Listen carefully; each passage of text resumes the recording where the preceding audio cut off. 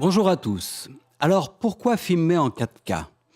Eh bien j'ai envie de vous dire pour les mêmes raisons que l'on conseillait de filmer en HD il y a moins d'une dizaine d'années.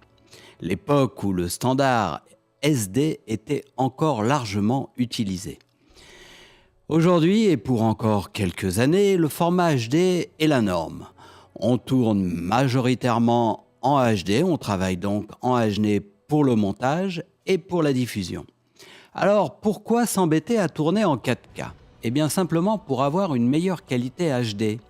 Car lorsque vous tournez en 4K et que vous faites ensuite une conversion HD, pour une même image cadrée de la même manière en 4K, il y a 4 fois plus de détails. Rétrécissez ensuite cette image pour qu'elle remplisse le cadre d'une image HD. Cela veut dire que vous rétrécissez les pixels. Ils deviennent 4 fois plus petits. Et ces pixels rétrécis adoptent une valeur moyenne qui sera quand même plus précise qu'une image HD de base. Donc vous gagnez en finesse, en détail, vous perdez en bruit par le capteur de meilleure qualité et voilà un des principaux intérêts. Autre atout des Roches en 4K, la possibilité de recadrer vos plans, de les cropper et donc changer la taille des plans. En fait, avec une image 4K lors d'un montage en HD 1080, on peut, vu que l'image est 4 fois plus grande, disposer de 3 ou 4 tailles de plans différents avec le même Roche.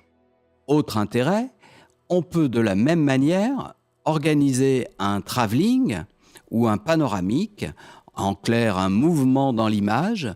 Vous l'avez compris, cela nous permet en post-production de réaliser des plans en mouvement, comme si c'était des mouvements de caméra, alors qu'il s'agit de plans fixes. La 4K est également profitable aux images tournées à l'épaule pour les stabiliser en post-production. Voilà ce que je voulais vous dire sur le tournage en 4K. Il est évident que si vous le pouvez, tourner en 4K comporte de nombreux avantages.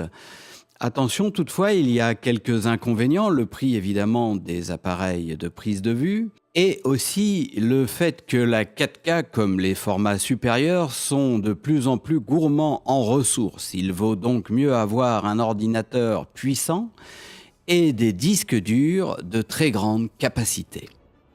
Voilà pour ce qui est de la 4K, je vous dis à bientôt sur prodvideo.fr pour un nouveau tuto ou une nouvelle analyse technique.